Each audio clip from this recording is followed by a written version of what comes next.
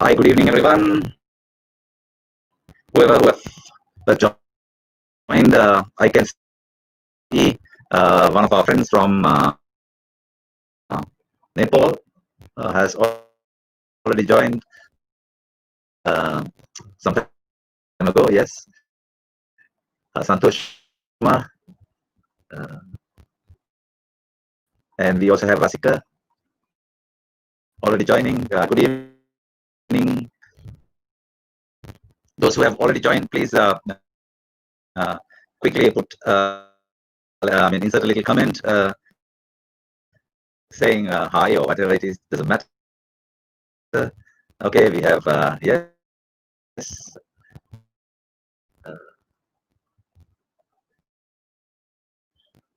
Namaskar.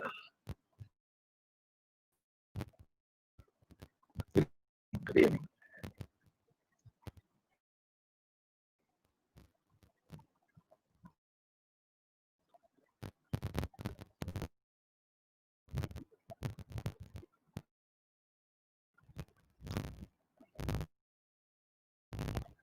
Okay, I'm waiting for a few others to join us. And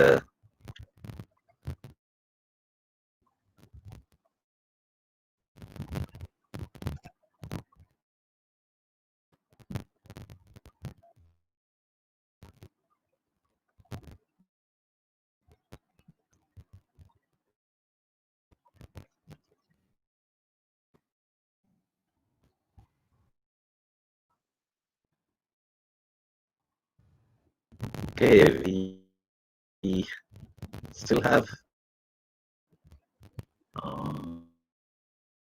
yeah, Rasika, and of course our friend from Nepal. Yeah. Anyway, last time too we had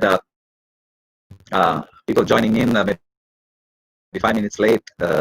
Also, so I'll take that period of time to make a small introduction about myself. I think that would be good. My name is Ajith Bopitiya. I've been HR practitioner and HR lead professional for almost 25 years now, and I started in the charity field and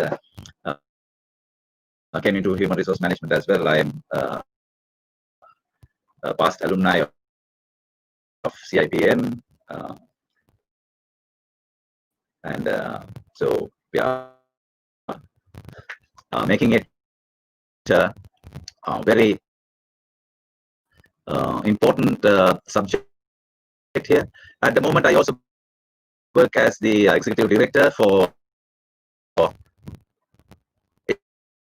Asia Pacific HR Academy, which will have a small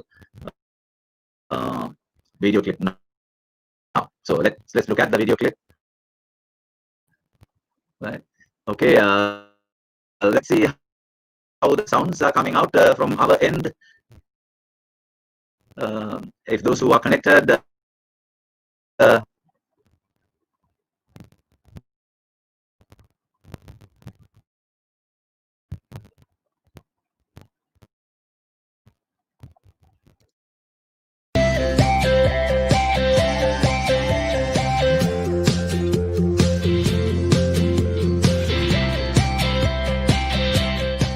Asia Pacific HR Academy is an approved certification preparation provider for HRCI, USA for Sri Lanka and the Maldives.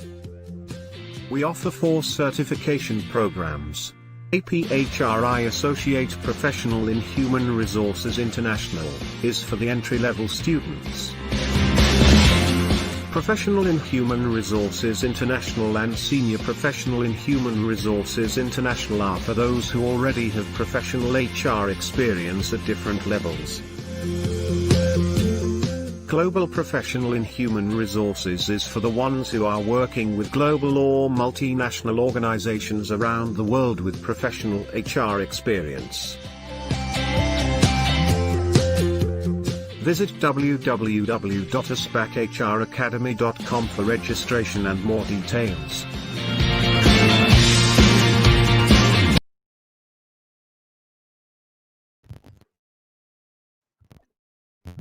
All right, thank you very much. I see that there's a small challenge that we have with the sounds. I think because of mobile signals that are close to my computer. I think it should be all right by now. Yeah, some people would hear me well, and others. Okay. So that means all right. So let me again welcome you on behalf of the Asia Pacific Human Resource Academy, who are the organizers and sponsors of this event. And today we have two great speakers on the subject who has got the hands-on experience in human resources as well as organizational strategic management. But let me now bring on the screen my co-host, Imali. Yeah, that's Imali. Imali is a HR professional. She's having a private sector as well as development sector experience. She's also past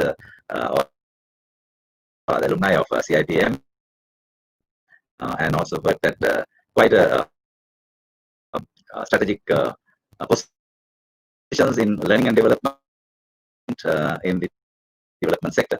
She's a global professional in learning and development because she has worked around the world in many places providing strategic inputs. So welcome, Imali. Thank you very much for the introduction, Ajith, and yeah, such a pleasure to be here. And a good evening to all of you out there and to everyone who's connecting online.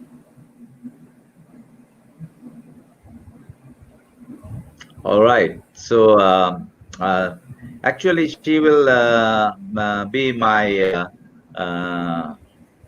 partner in today's session. She will handle all the introductions. So why don't we, until we have some others joining in,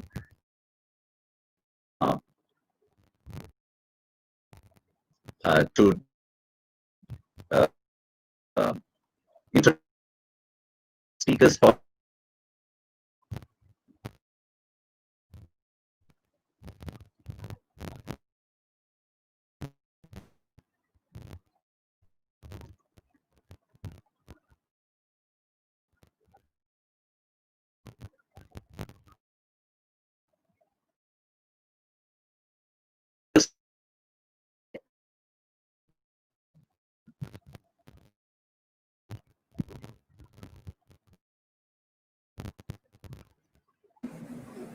Hello, hi, Ajith. I think we're experiencing a bit of delay out there.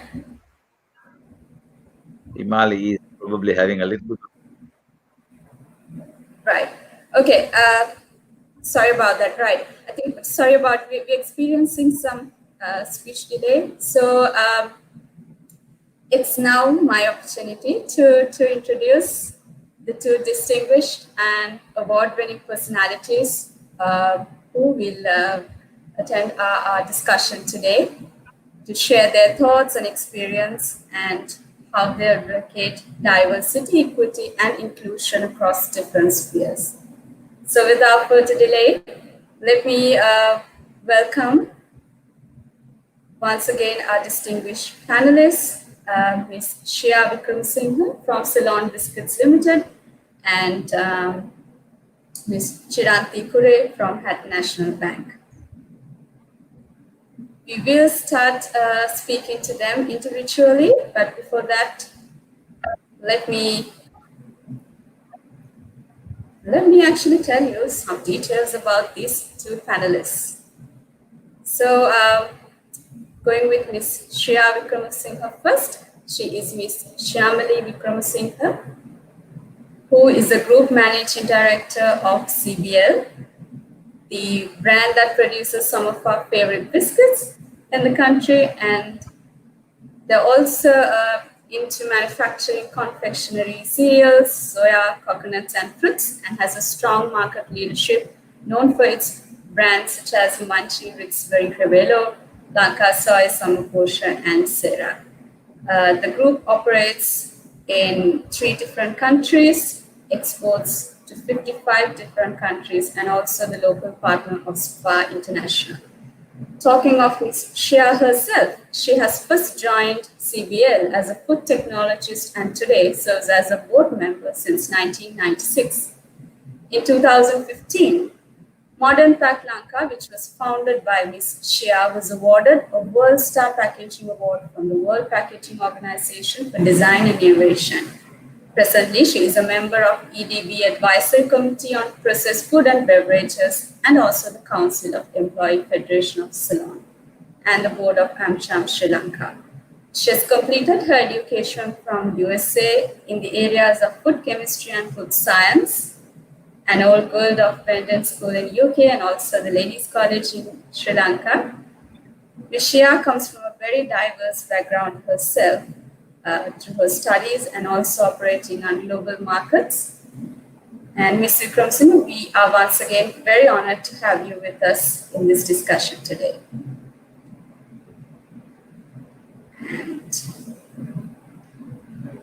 we look forward to speaking to Ms. Shea more about her own experiences and taking on board any questions our viewers have for her. Let me also move on to our second panelist today, that is Ms. Chiranthi Cooray. Our second panelist is the Chief Transformation Officer for Hatton National Bank. Once again, a very known premier private and commercial sector bank in Sri Lanka that has 251 branches across the island.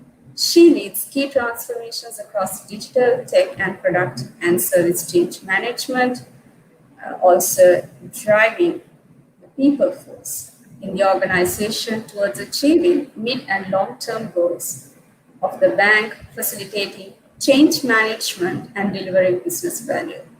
She serves on the board of the CSR Sri Lanka Limited and advisory board of the ISEC Sri Lanka. She also serves as a trustee of the HMB Sustainability Foundation. She is a past president of the Association of Human Resources Professionals, and Ms. Chiranthi has been awarded the HR Leadership Award for Global HR Excellence organized by the World HR Congress in February 2015 from Women in Management, and under her leadership, HNB has received local and international awards. And in 2017, she was the chair of Gender Committee of the National HR Development Council for Sri Lanka and also served as the chairman of the National Task Force to recommend a strategic roadmap to increase female labor force participation in Sri Lanka. So, Ms. Chiranthi, once again, we are extremely happy to have you on board this discussion.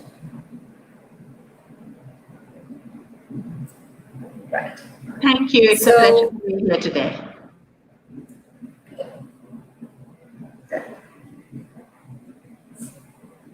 Okay. To start our discussion today, we start first with Shea. And it is said, that diversity is a given and inclusion is a choice. So, sorry, could you follow me properly? Your voice is a bit distorted, but can hear you. Can hear you. All right. Okay. Let me repeat that. So, well, this is quoted from a popular book on diversity and inclusion, and it says that diversity is a given and inclusion is a choice. So I'd like to ask you, with that thought in mind, what are your thoughts of diversity, equity, and inclusion as a concept, and what are your experiences of the same? Okay, I hope, good evening everybody, and I hope you can hear me. So talking as a woman, actually, you know, women make up 57% of our workforce here in Sri Lanka, but sadly in the last few years, that seems to be declining. At CBL, we have a workforce of 6,000 employees, and about 33% of them are represented by women. I think it's really up to organizations to make their respective environments conducive for diversity, equity, and inclusion. A little thing like a creche, for example, makes a huge difference in maybe the balance and DEI as well. As an example, I remember one of our workers came and said his wife could continue to work because of his him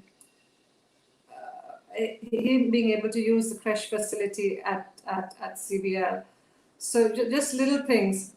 So if I take these three pillars and I look at CBL, we don't really look at them as different subjects, but it really, we kind of integrated into our business.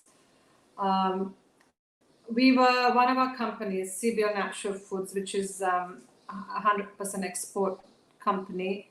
We export organic fruits. We were judged one of the 10 best places for women to work in 2020.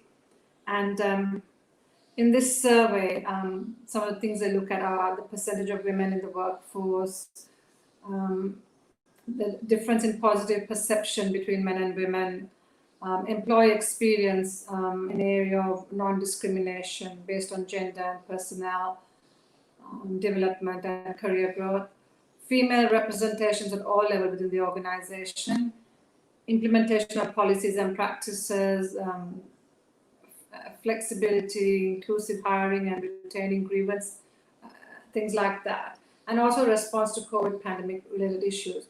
So we were very pleased to be one of 10 companies in Sri Lanka to be recognized in this manner, where we have over 77% of our employees are women, and all our team leaders are women, and 5 out of 7 supervisors are also women.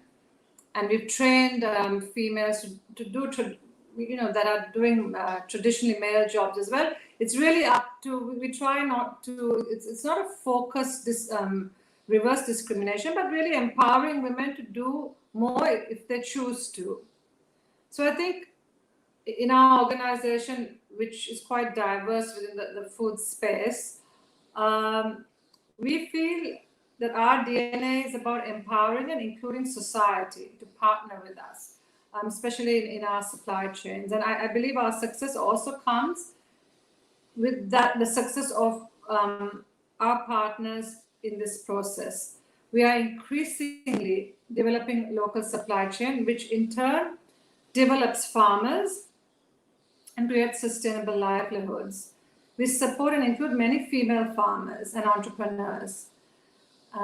So as a company, we believe in sustainable development, not charity, and in inclusion, making a difference through our processes rather than just giving handouts. We believe that people must work with pride and value whatever contribution they make to society. We have created leaders in agriculture. We did a program with the ILO, for example, to educate women to become cooperative leaders, thereby understanding how to get more value for the agriculture produce. This project was done in the North and East.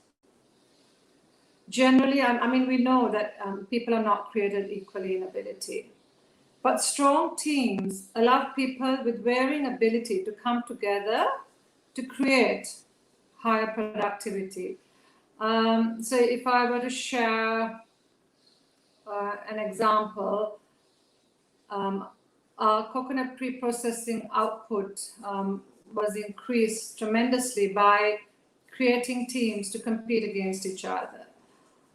Everybody got recognition. People had different abilities, but because they were working within a structure of a team, they all pull together to support each other. And I think that's the kind of environment workplaces must create, to have more inclusivity, to have more diversity and equity, of course, which is sometimes hard to manage in an organization.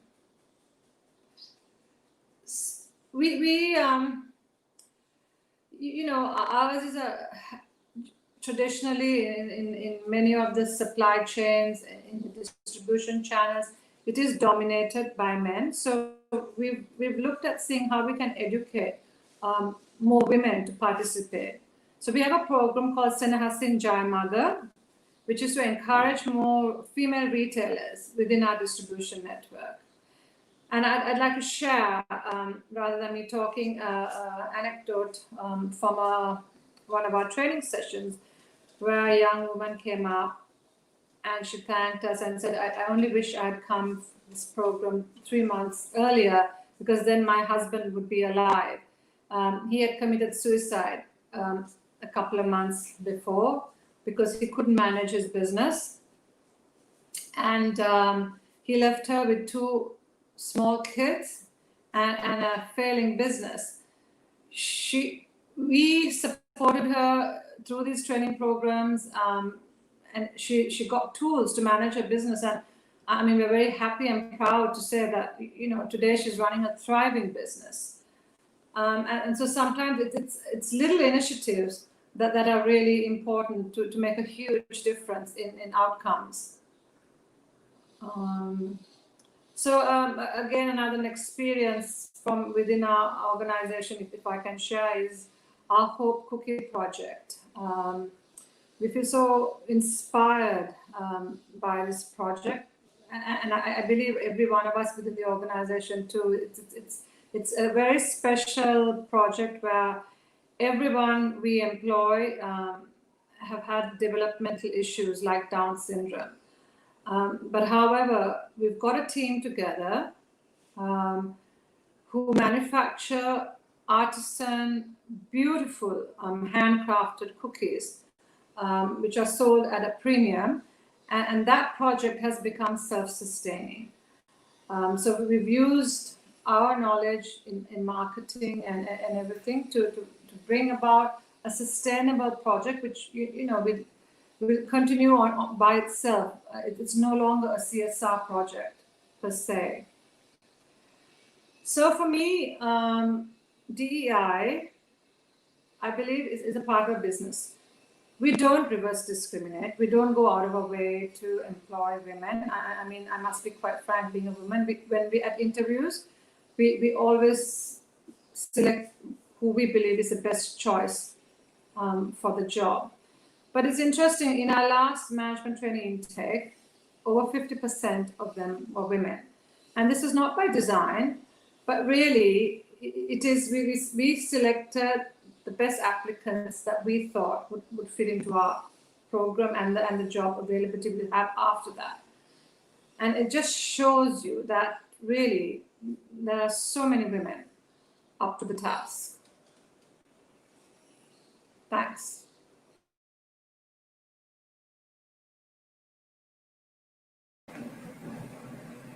Okay, thank you very much, Shea, for sharing those insights. Indeed, some of them, as I captured, were that CBL has, through its span of years and operations, have encouraged social inclusion through fostering a culture where farmers and a variety of different communities, or women, or those from different racial backgrounds were encouraged to participate in the production and in supporting, and also I truly believe drive the market in that aspect. And some of the things that were shared were also significant projects like women who needed to cheer up to their corporate roles, and also a project on handcraft cookies there, and also participating and encouraging other activities such as sustainability and livelihood development through social inclusion. Also, some of the great practices like abandoning or removing discrimination and ensuring that talent is considered where positions and selection are considered. So thank you very much, Shea, for sharing your thoughts on that. We now invite Chiranthi to share with us her thoughts and experiences on diversity, equity, and inclusion. Over to you, Chiranthi.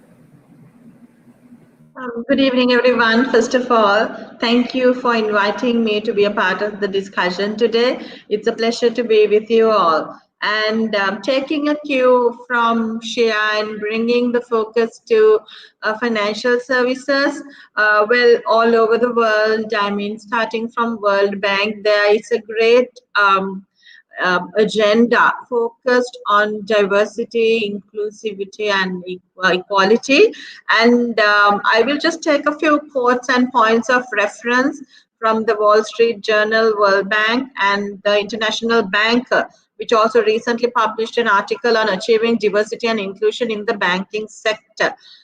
So basically, there was a study done covering 71 countries by 71 banks in 20 countries by the Schema Business School. And this is on gender diversity. And what they still say is, despite the progressive agenda in banks and banking, that there is a gender gap and that women find a double glass ceiling in rising up into the hierarchy in banks. This is global.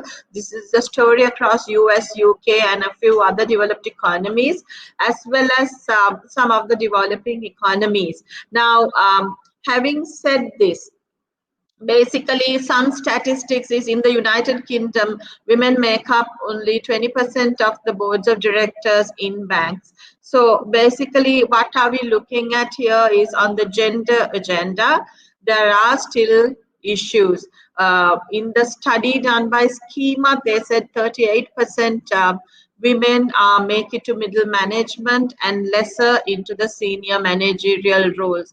So in terms of diversity in the workplace, in banking industry, yes, there's a lot of discussion and thought, and progressive action has been taken. However, there seems to be some more work to be done. On the LGBTQ, the World Bank recently commemorated the International Day Against Homophobia, Transphobia, and Biphobia. And there is an existing ongoing work on sexual orientation and gender identity. There again, the research in Thailand says that 40% of people of different orientations, gender orientations, sexual orientations, face discrimination when they reach the bank. So financial inclusion for different differences in sexual orientation continues to be a topic. It's at a very nascent level depending on different frameworks. On the disability side, I think that is the most progressive of all, because the conversation has been going on for decades. So yes, banks, I mean, even in our part of the world, you can see banks with disability access, and the basic infrastructure in place. So when you say diversity is here to stay, but what is happening with the inclusion, I think that is also originating from where countries have made quotas. And, because of the quota system, you can't pretty much do anything about it. But in our countries, we don't have quota systems, and we do not subscribe to quota systems as well. Like Shea said, we work on merit, irrespective of, say, gender, for example. However, inclusion is an agenda that corporates need to take seriously. So bringing in some of these conversations into very quickly my own experiences at the bank, essentially our business model is embedded on financial inclusion. That is one of our key focuses, and that is why, being a large retail bank, we have microfinance as our bottom of the pyramid financing layer. So if you take our microfinance portfolio, I'm very happy to say over the last 10 years, I've seen it grow from 30% women entrepreneurs to about 38%. It's a slow journey, but well, it is moving. When I joined the bank 10 years ago, women in the workforce was 34%. Today we have 47% women. This year's new hires into the bank, again without practicing any quota selections on merit, 51% across the board were women. So you can see by having an inclusive culture, you can make the needle move both in your business model and your employer model. Now, something that I set in motion when I joined the bank is not a women-friendly bank, but a family-friendly workplace. Because our team is called the Hatton family, so we play a lot of emphasis on the family. So we wanted to make banks a family-friendly workplace because, in our society, this banker is a respectable job and people look up to it. So I wanted more and more women to be in banking, remain as professional bankers while their biology clock and their life milestones moved, from getting married to having children to raising a family, their career also to move along and help women to achieve and stay in employment. So that is how the 34% went into 47%, and we focused on a family-friendly workplace for our people. So in this arena, we have done a lot of work.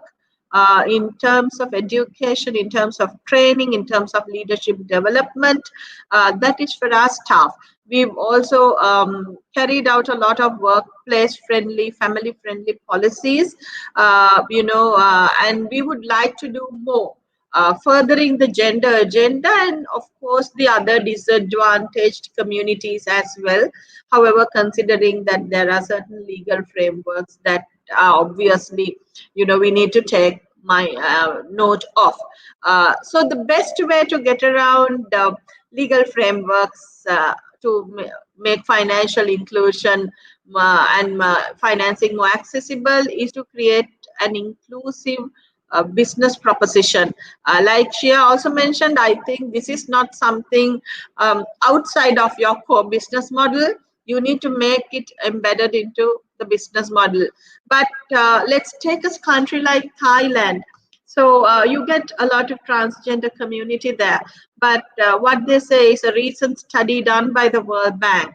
So a person may be born as a male and later become a female, but their identity card will still say Mr. So when they go to a bank, they face difficulties and they face probing investigation. So these are coming out of a recent World Bank study, and the World Bank is really working on an inclusion agenda because they say that LGBTI inclusion is key to shared prosperity.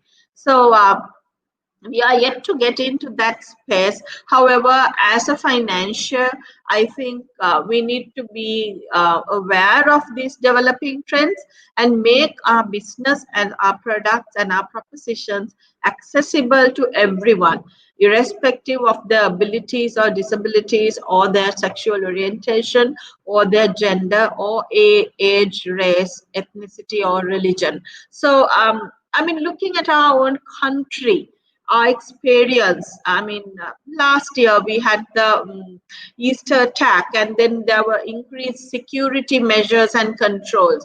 So accessing a bank, which is, a high security zone, post risk. So, we need to deploy some of these measures in a very sensitized and sensitive manner. We serve in 252 branches across North, South, East, and West. So, embedding DEI into your business model for a bank is a lot of work. While yes, some countries, like say, for example, banks like HSBC, they have a role dedicated roles for gender diversity and inclusion at global levels, and even branched out specialist roles. We do not have that at present. These areas are covered under the HR and comes under the purview of the CHRO. However, the important thing is to have the policies in place. So we have a few policies which support inclusion and diversity and equality. One is the equal opportunities policy, non-discrimination and anti-harassment policy. We also have a whistleblowing policy and an anti-bribery and corruption policy. These are all board approved policies. They are reviewed by the board annually. So I mentioned quite a number of policies there. One is the anti-harassment policy, one is the non-discrimination policy, the equal opportunity policy, whistleblowing, and also anti-bribery and corruption. So we believe strongly that having the policy framework sets the vision and the desire and intent of the board and the organization and the brand in motion. So first step that we took was institute some of these policies and then brought in the practice. So the training, the awareness, the policy socialization, subscribing to the ideals of the policy, the procedures and the measures, the governance frameworks were set in thereafter. So these are some of the experiences from HNB, what we've done here. At a very high level, at a strategic level, and from starting from the board and the senior management, we subscribe to these ideals and we work and strive to keep these in motion and develop them. So I will probably share in the next round some of the other activities we do in this space and probably take a break for now. Thank you.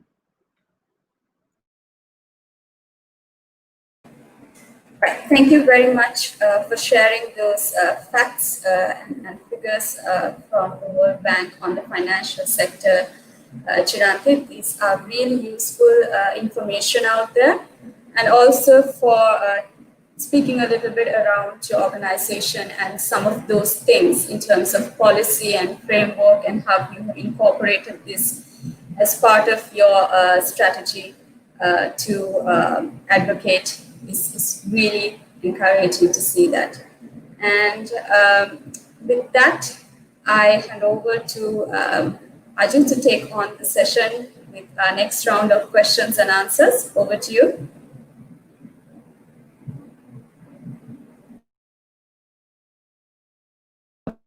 Still muted. Okay. All right. Thank you, Imali. It's a pleasure to have listened to the two eminent speakers. And of course, they have a couple of questions as well.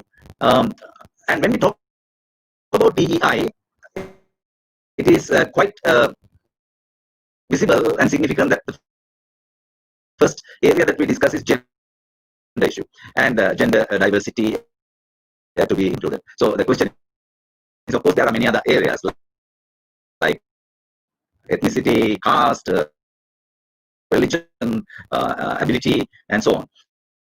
So, but do you think why the gender issue is mostly popping up? I, of course, have a single, because that is probably one of the most critical things that our society face. Others may also have its own significance, but with regard to the women at workplace, which is one of the post-industrial era significant areas, we could not really make things better. What is your thought on this question? Why are we paying very, very high attention? Very strong significance is shown into the aspect of gender diversity, but not onto the other areas. I will ask the the question from Shea first, and of course, Chiranthi can also join us later. I'm sorry, but I couldn't hear anything you said. I couldn't understand anything. I assume I'm supposed to answer All something right. because my face.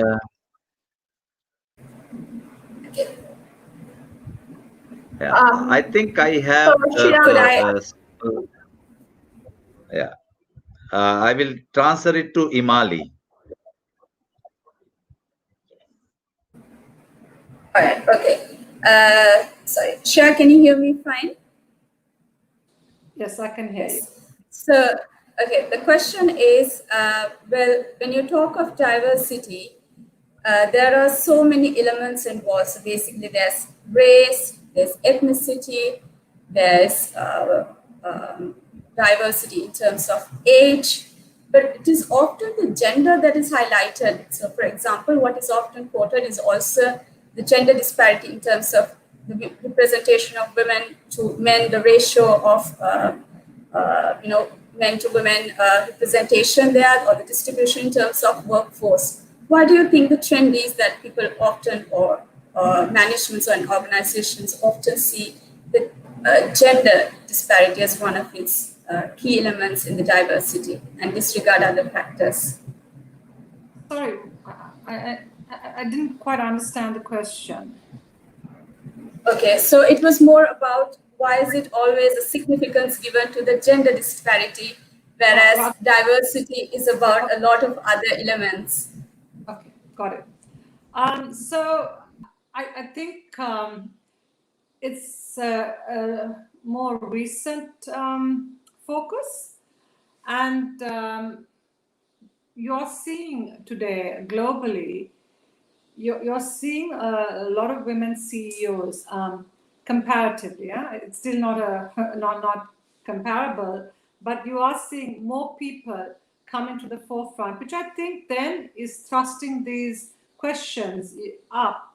The boardroom traditionally, not so long ago, was it was an old boys club actually, but I think with education and with more people, I think the way society looks at women overall, whether it's in Sri Lanka or elsewhere, women have become much more independent. And I think that independence drives women to work, and then it's on what you want to achieve. We have so many female entrepreneurs who start a businesses. So, that the topic right now is very current. We're seeing this transition happening. It's slower, but there is a transition happening with more women taking place. Now, if I were to give an example of the management training program I've been on the interview panel for the last over 25 years. And I see that difference in the type of the jobs that women aspire to have when they go to university. Before, women, and I really hate stereotyping, but the reality is a lot of women would go into quality assurance, HR, and communications. Today, you're having engineers, you're having supply chain heads. They are challenging many of the roles that men played. I think, recently we had our first female pilots take flight. So women are challenging all these so-called traditionally men's jobs. So I think the conversations are happening there, and you're also seeing change happening there. Traditionally, in societies like us, a lot of women gave up working when they had their kids. But today, actually, it's also a financial need for most families, for both the partners to work. So you're seeing a shift in the way society behaves, and that is propelling these discussions, because sadly the fact is, and the discussions are happening because there are glass ceilings for women. It's not so easy to climb up the corporate ladder, say. I think in Sri Lanka, the public sector has been very accepting of women, and you see many women in the leadership positions in the public sector. Private sector, you're beginning to see, but I do believe we have ways to go, and I believe that's why the conversations are happening.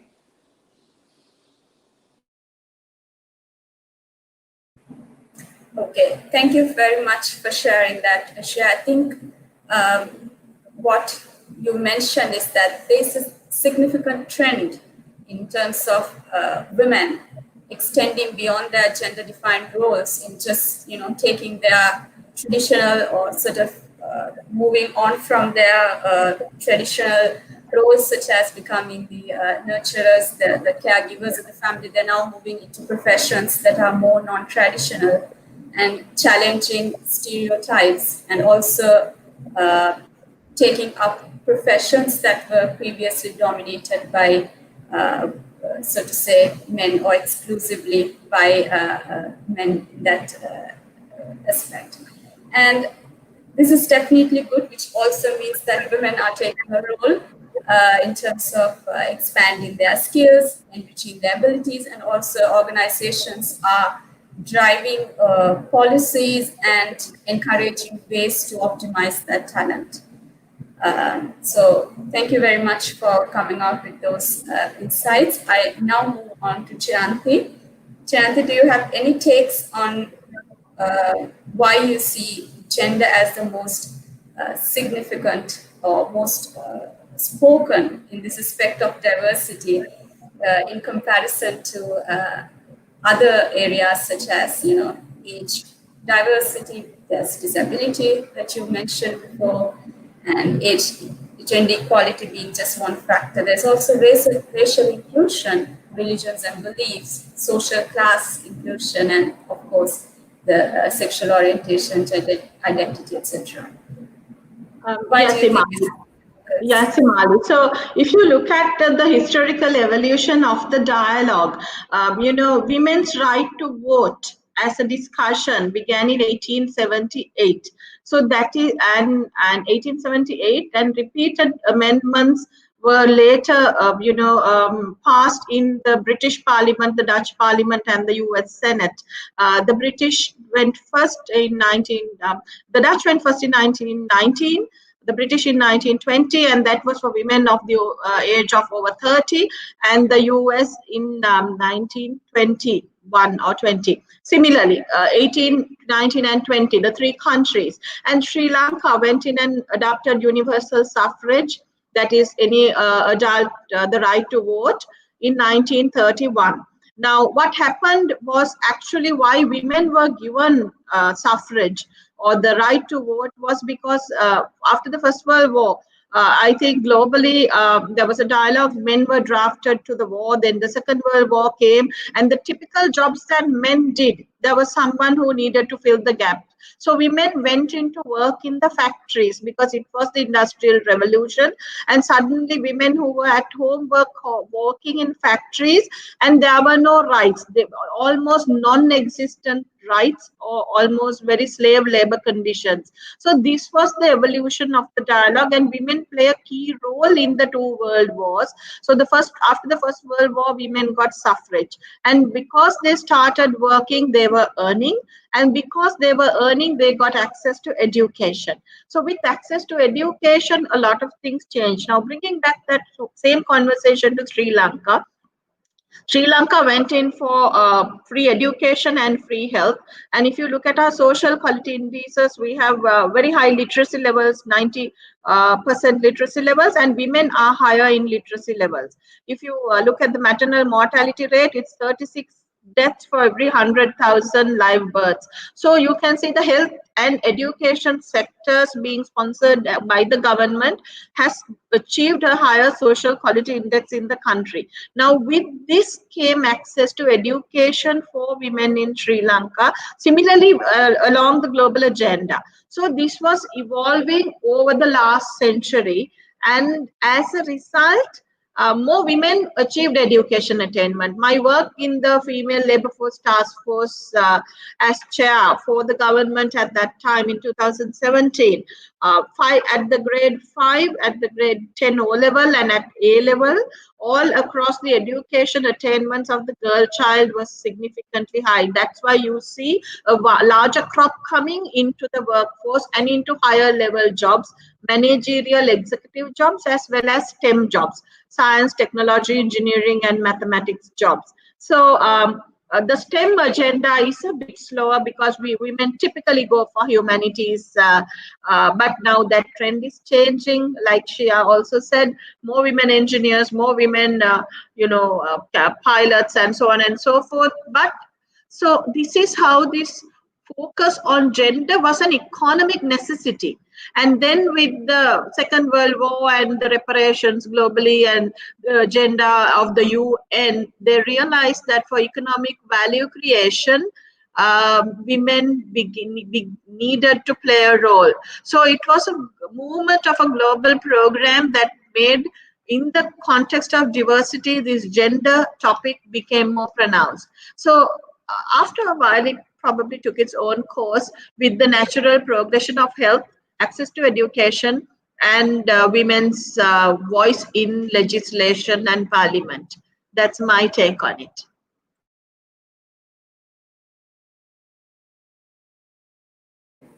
Right. Thank you for sharing that, Chiranthi. I think these very well bring us to the space that over the years, how the role of women has been extending onto very enriching roles that are not just across professions, but also as part of social movement and social inclusion with different historical events and how these have evolved into our modern workplace and how the trend is captured in taking up professions and careers and also being able to unveil their talents in a way that is socially responsible and useful.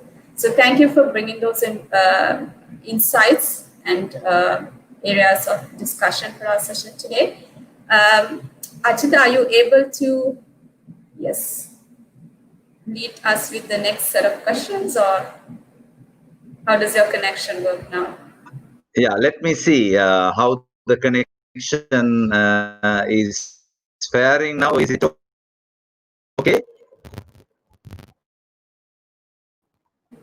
All right. Yes, It looks like it's much better than previously. Yes. All right, great. I have a couple of areas to ask from the two panelists. One is that there is always this prejudice and biasness between, which is in our brains, because we have been brought up in a way to treat society, judge society, and I know that some of the people who sit in the interview panels together with me, whenever they see certain signs like long hair or stud in the ear of a man or a tattoo which is jutting out from their short sleeve shirt, these things are actually sometimes becoming kind of mental blocks for the selection panel to choose the best talent. Now, in this context, I'm sure that we will need more and more sensitivity being built into the management personnel about the non-validity of such things, but also look at the, primarily look at the capabilities, the competency set, the skill set, and so on. Now, with regard to getting the sensitivity of getting out of this judgmental, biased mindset, I'm sure learning and development, discussion, dialogue would play a big role. I would like to ask the panelists, how does it practiced in your organizations to get this sensitivity? Do you have predefined methodologies, or are you experimenting experimenting with new initiatives and so on with regard to that. Shea, can I get you to share your thoughts first? I'm sorry. I did not understand anything because it was very garbled. I'm really sorry. I didn't understand anything you said just now. Chiranthi, is it possible for you to hear me well? Yes, there was a bit of splitting. So I think what you said is that at interview panels, people present themselves maybe with men with long ponytails and ear studs, and does that affect your selection decision? I think that's the kind of context you build in terms of unconscious bias. So I have to say two things here. One is, there is a certain preferred dress code for a business organization, and when you present yourself at an interview. So, if from an interviewer, recruiter's point of view, I would personally, if you ask me, I would focus on the talent. I'll focus on the accomplishments on the CV. But then again, for the hiring decision, after selecting the right channel, the talent, after selecting the right talent, for the hiring decision to be successful, the person has to integrate well into the organization culture. So I always tell at induction programs for new hires, integrate into the culture, but don't conform, because banks have very stiff hierarchical, very formal cultures. I would want any new hire to integrate into our Hatton family culture, but I wouldn't like them to conform, because I want their new blood, their new thinking, their new innovation, and their whole unbiased mind to be at work. Now, having said that, just to select the right channel, I think we shouldn't be too concerned. But for the selected right talent to be successful as a new hire, yes, appearances matter. Because, see, the workplace is a contractual arrangement, and it's not where you make your personal fashion statement. I personally subscribe to that view. As much as probably, in a lighter way, I would like to have pink hair extensions. I wouldn't go and work in the bank with half of my hair, looking a very bright fuchsia pink. But then that's a personal fashion statement I would like to make. And I would probably make it maybe when I'm on holiday. So we do not need to test the system unnecessarily, especially when you're presenting yourself at an interview. So sometimes respect for the organization's brand, culture, and tradition is required from any incoming talent. So for new potential prospective candidates, what I would suggest is, please go to the website of the company you're planning to enter. Look at their values, look at the general picture gallery, get a feel for the pulse of the company, and try to integrate yourself in an acceptable manner. Because while, yes, I would only look at clinically the CV to pick the best talent, having said that, I would rate that this is the best talent. But if I think it's completely difficult to hire this person and make a successful hire out of it, because of the tendency to make a fashion statement in the workplace, which can be disruptive, the hiring decision may go against that person. So we have to be mindful on both sides, the employer side and the interviewee or the incoming employee's side.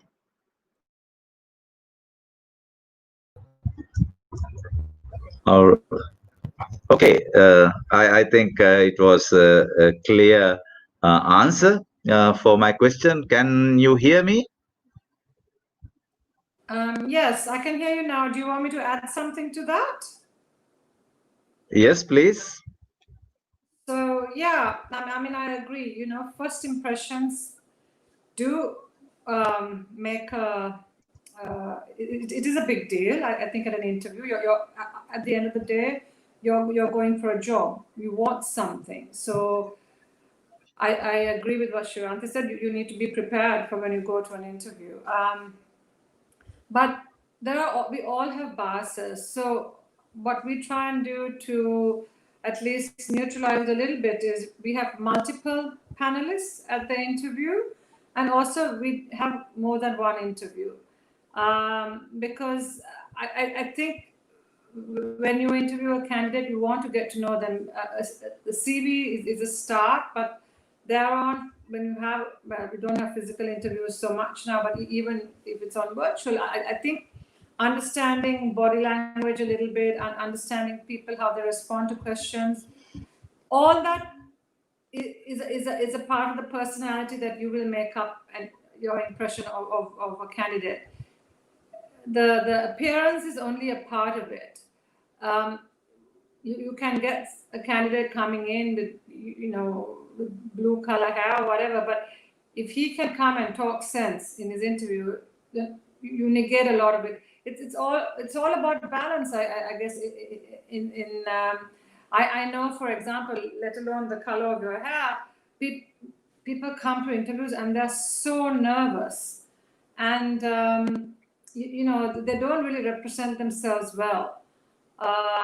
And this is why we have multiple interviews to try and make the candidate more relaxed sometimes, to be able to. So yeah, there are biases from all sides, and the best is to try and minimize that as much as possible.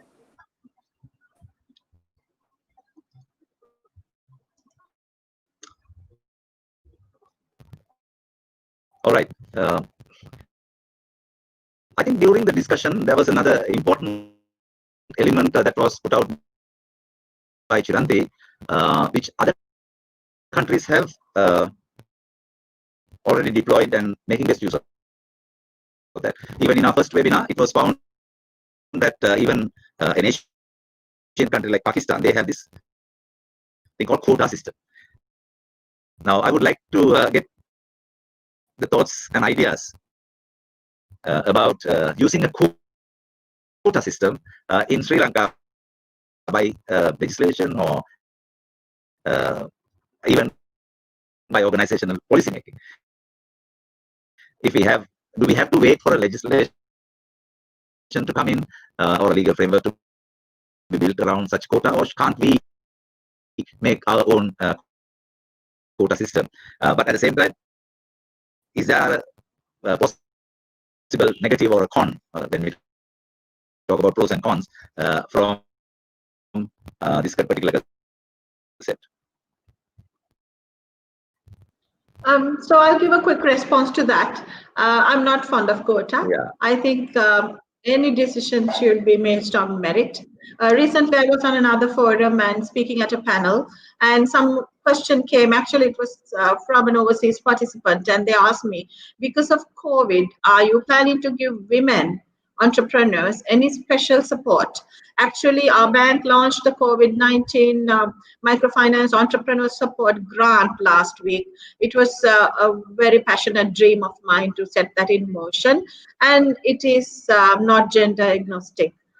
Because COVID didn't spare people by race or gender or color. So I think any decision should be based on pure equality. I don't subscribe to quota. And it should be equal for both. Yes, women are naturally disadvantaged. Even IMF, the International Monetary Fund, has openly made a statement. In decisions, certainly women are more disadvantaged. And there are countries who have opted for quota to correct that. I personally don't think it's necessary in Sri Lanka. What we are doing is good enough. But some sensitization around the things we say and do as people of authority, as public figures, as possibly starting from the parliamentarians themselves, as people of prominence, what we say and do in public sets a trend in motion. So if we do our bit right, I think we can work without quotas and still make the place more equal for everyone. Okay, so that's a clear no for a quota system from Chiranthi. So I would like to ask Shea thoughts as well.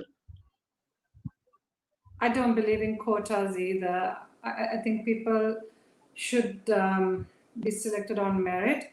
But in saying that, you need to make a conducive environment. I'll share something that happened to me a long time ago. I sat in for someone in our company at a board level meeting, and one of the other participants walked in and at once said, "Oh, we've got a new secretary." So that kind of gender bias, when I say long ago, it's not so long ago either. I mean, it is there. So we need to educate. I think that is why these conversations are also happening. When you talk, you're building more awareness. So if people are conscious of this, I know now in boards, people want to have women. There's no quota, but because if they don't have women, they're looked as, oh, this company is not so interested in diversity.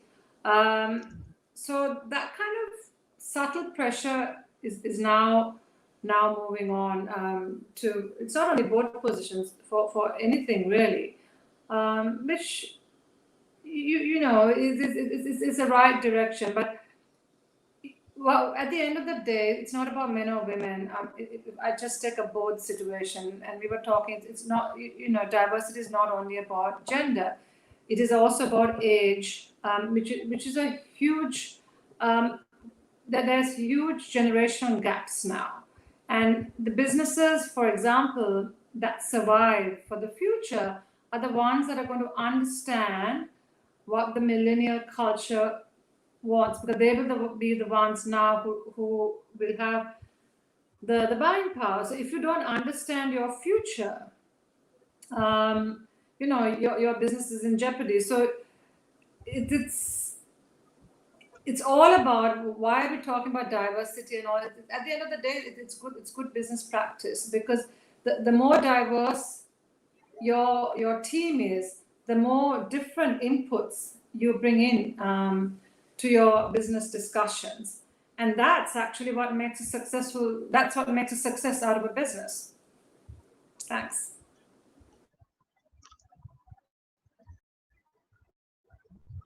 All right. Thank you very much for that elaborative answers to that question about quotas. Of course, we know that certain countries have gone into quota system to make inclusion practices more acceptable and more practical, because as we know, some of the large organizations like H&D or CBL might have those practices in place by the sheer interest in such concepts. But there are the thousands and thousands of organizations in Sri Lanka who might not really take any notice of the value of this diversity or inclusion in terms of their day-to-day running, because they may not know the answers, they may not know the barriers, they may not know the solutions for such areas of problems that might crop up. Because as I remember once when I asked a person, I mean, you have such a lovely organization, you have such a lovely billing, but why isn't there even access to the differently able people who are coming in there? The what do you call the chairs, the wheelchairs. And his answer was very quick. He said, if there's a customer, we go to the customer when he's standing outside, and we don't have anybody inside the organization or working who has that kind of a need. So therefore, we don't need to spend money and things like that. But if those things are made to the legal structure, I'm sure that every organization, every building in this country would be accessible. And also, I would like to invite another person from to the discussion to have a different perspective. She's a developmental specialist and has worked in many countries, and also going to a country which is very, very In our terms, it should be called dangerous because she has got an assignment to Syria. So we have Audrey. Audrey, what do you have to say about the concept of diversity, inclusion, and also about quota? Okay. Yes, we need to get the right person for the right job. But, looking at organizations that I've worked with, more than half the population that we work with, our beneficiaries, happen to be women. So looking at that, some of the organizations that I've worked with wanted to bring in women into the organization, seeing that there was a very low representation at the time. So if you look at the senior management, 20% or less than 20% at times. And we want to bring in more women because they are able to relate to and understand some of the personal challenges that women go through. And to be able to, design programs that can address underlying issues, etc. But the thing about this is, that we don't hire people just because they're women. What we do is we look at structure, which is policies and processes that we have in place in the organization, and whether it is hindering some of the women to come into certain positions. So we changed from recruiting, based on, say, 5 years of experience, whereas, a female may have gone and, taken a couple of years off to raise kids and then coming back into the, workforce. They might not have that same level, length of experience. And, length of experience really doesn't make sense that, they can do the job. So what we've done is looked at competency-based selection. So that's the way that we change, how we recruit people, promote people to get into, higher position. And I think both, Chiranthi and Shea and Chiranthi both said this, the culture of the organization, how we kind of create that safe space in having, anti-harassment policies, whistleblower, all of these things, and how we, build a culture that is respectful of each other, valuing each other. That's important. So, creating that space so that women will feel like, staying in the organization, contributing more and more of themselves. Employee engagement is based on basically psychological safety, psychological meaning, and psychological availability. So how can we create that psychological safety so that women or, other minority groups can, contribute meaningfully to decisions and how we act and how we do things. The third part of it is also about individual capabilities and skills. So how do we build those competencies if we want the next level of leaders to be, have that, for the next year to have that diversity. So, I've led a regional development program, and we did, encourage more female applicants to come in. Of course, and we didn't, make the final decision based just because of being women, but we looked at their competencies, and if they are in par with each other, we just give them a, extra point so that they can go to the next level, and the organization really contributes. Now, this also means that we also invest in some of our male staff who have, who needs skills. I mean, if you look at the Sri Lankan education system, we have, most of our schools have, female schools and, male girl schools, maybe not in the villages, but, if you look at Colombo, I mean, that is the trend, right? So how do we kind of, help men and women to, kind of appreciate each other and work with each other? I mean, that's another area that we worked on.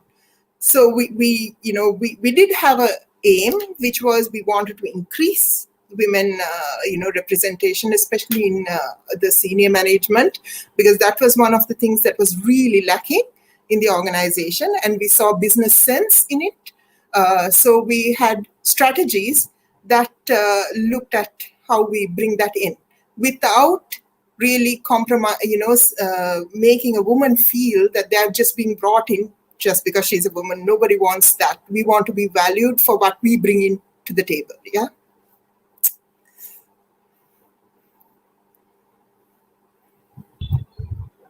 Oh, okay. We have a wonderful question. I am going to show the question to you all. Yeah, I'm sure our panelists would like to answer this question, and also our new guest who would like to go first. The question is, there are instances where gender discrimination occur due to extremist feminist agenda. How can we effectively handle extremist feminism? That's kind of a cult, you know.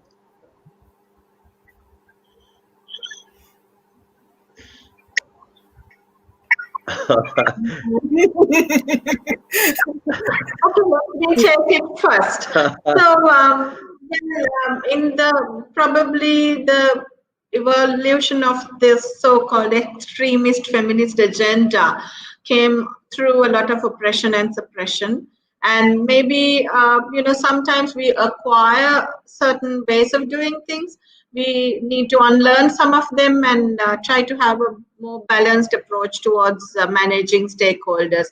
I'm acutely aware of the disservice done by the so-called, although I don't want to say the extremist feminist agenda, because that's the part of the question. It has done some service and a lot of disservice as well.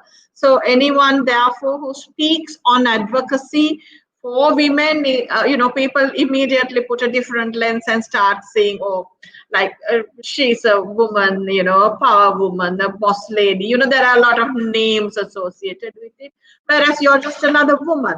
So I think it's time to unlearn some of these things, but I think the origins of it began with the suppression and oppression. And like any extremism, the response is a stronger one, and then it gets moderated as things become normalized. So I think we should understand that the conversation has got quite normalized now, and maybe it's time to let go some of the baggage. That's my view on it.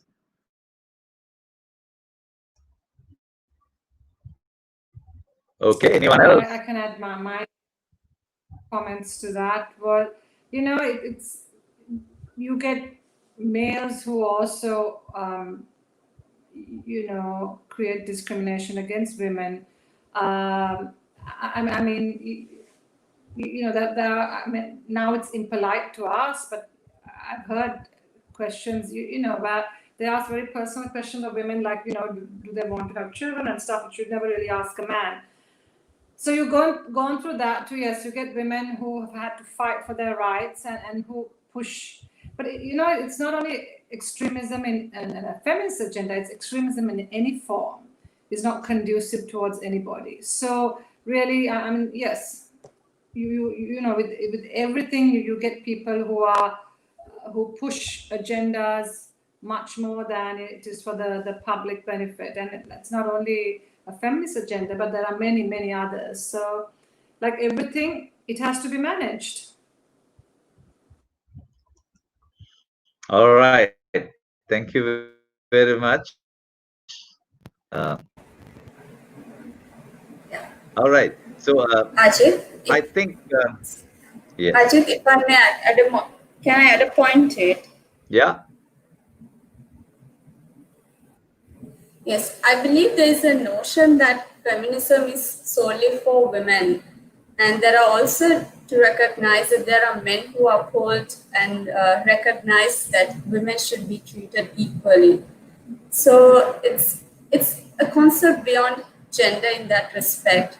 And I believe extremism at any rate to anything in life, racial discrimination, misogyny, anything could be harmful.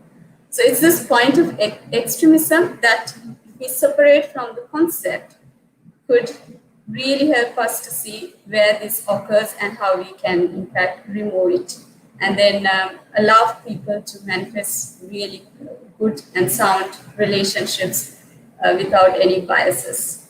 So that's what I wanted to share with that. Thank you very much. So we are slowly coming to the closing time as well, and we haven't got many questions on the comments area. So one final question to all the panelists and of course our guest Audrey as well. Me being a male and brought up in a very traditional family, we learned how to behave in front of a lady, and also we learned how not to.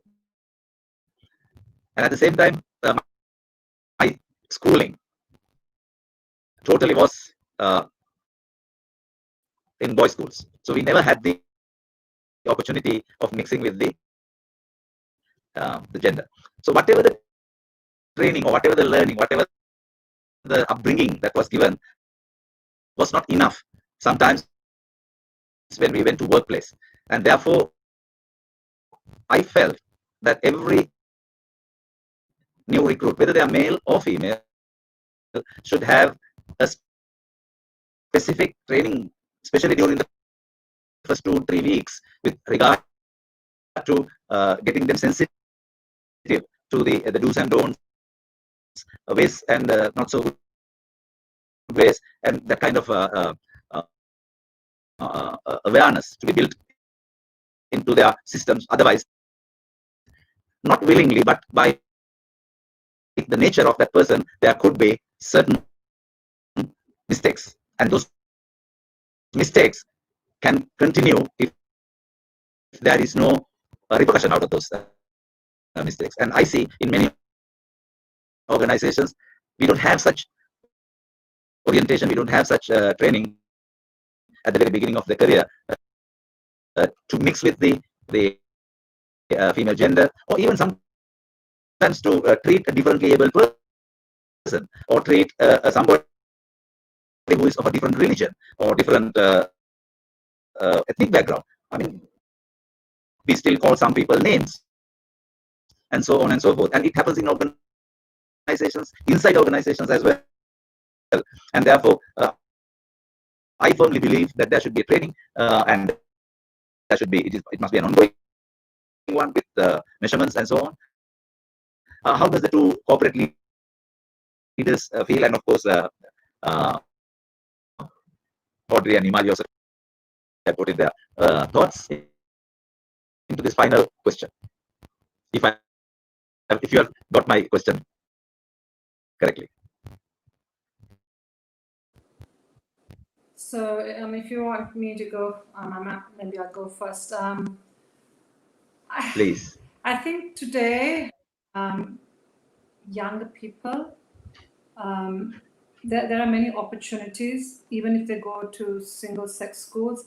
I think there are so many opportunities for them to mingle amongst each other. And I don't know if that social awkwardness is there now. I mean, I don't see it. I mean, when we recruit, say, our new young management trainees, boys and girls get along well, and there is no issue. They all seem to be on the wavelength. But we touched upon other things. I think, in reality, schools should also be teaching a lot more of this, but sadly, it doesn't always happen.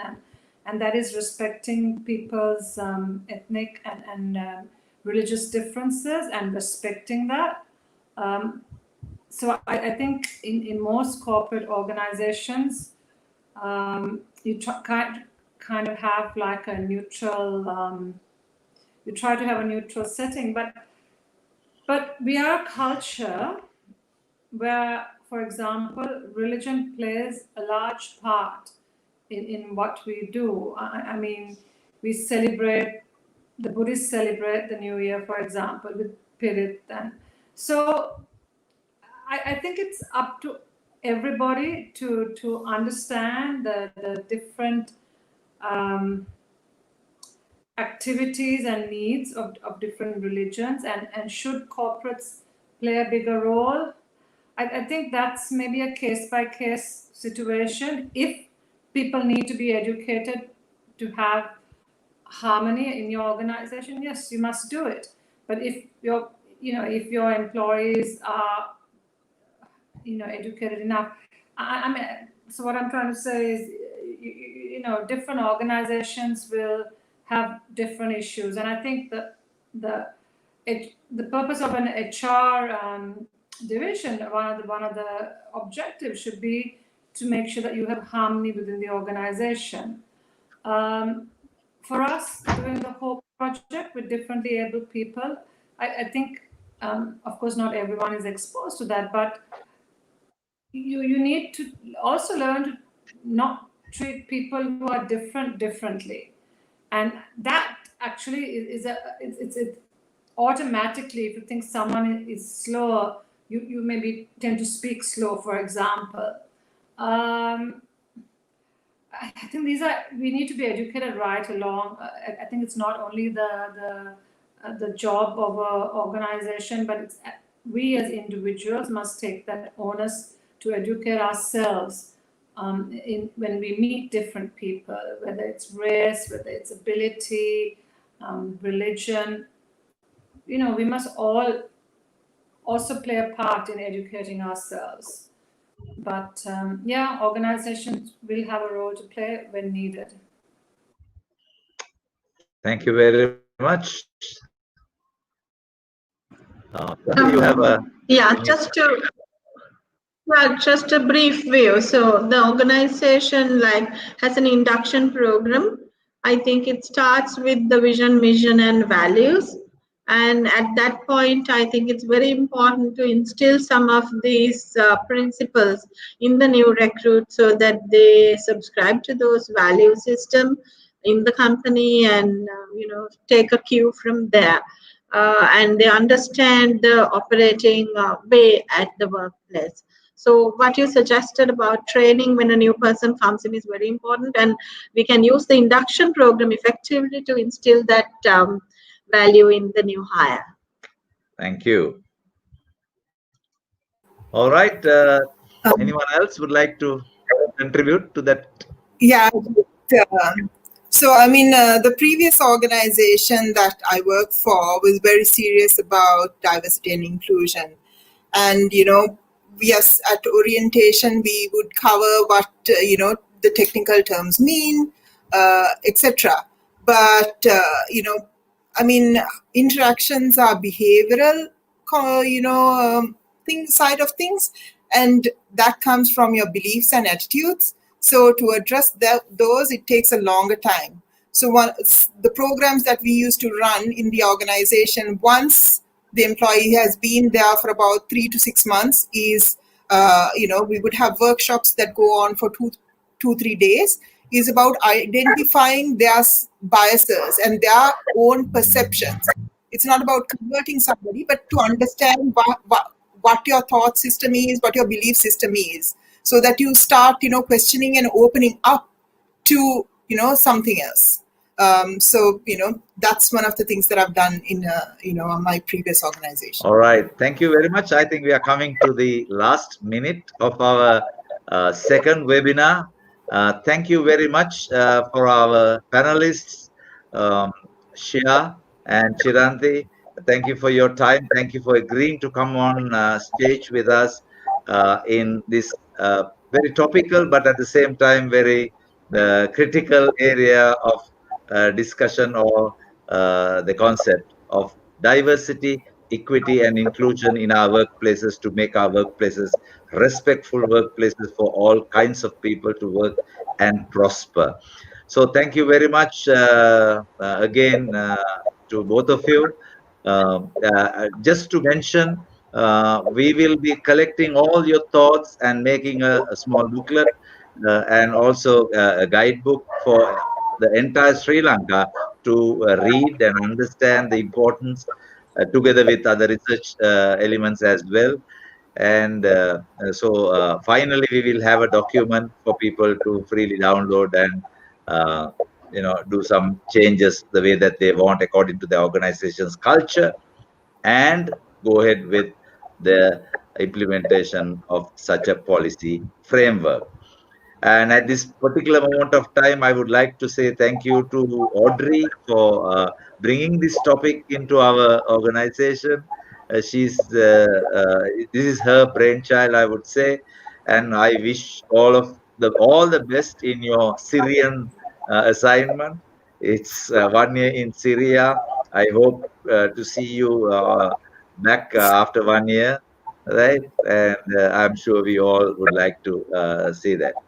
And very recently, I have seen a little video clip from CBL, which I posted or reposted in my Facebook, which was very touching. Actually, that was the most touching video that I have seen during this season. Not any religious one, but it was very touching and very topical. And I mean, to the time, it was very, very important. So thank you very much. And to my partner in crime, Imali, thank you so much for getting this going on.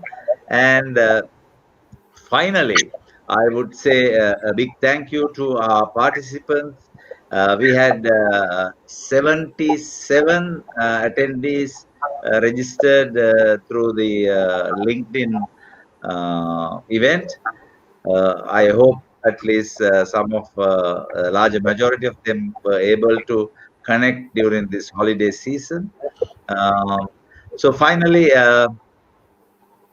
thank you all. I mean, it was a very nice experience, and we will have our next session in January, the last Saturday of the January month of January. If there is no change, it will be the date, and so. Please bear with us to run our little advertisement of the HR Academy. And with that, I say goodbye to all of you and have a nice day and nice evening and a nice week ahead. Thank you very much.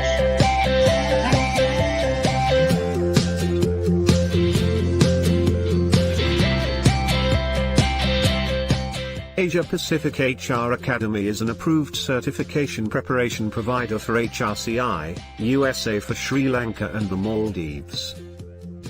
We offer 4 certification programs.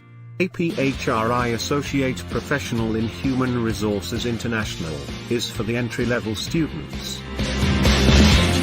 Professional in Human Resources International and Senior Professional in Human Resources International are for those who already have professional HR experience at different levels.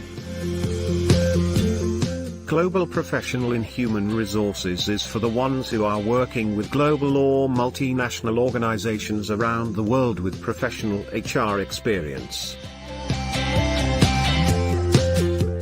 Visit www.aspachracademy.com for registration and more details.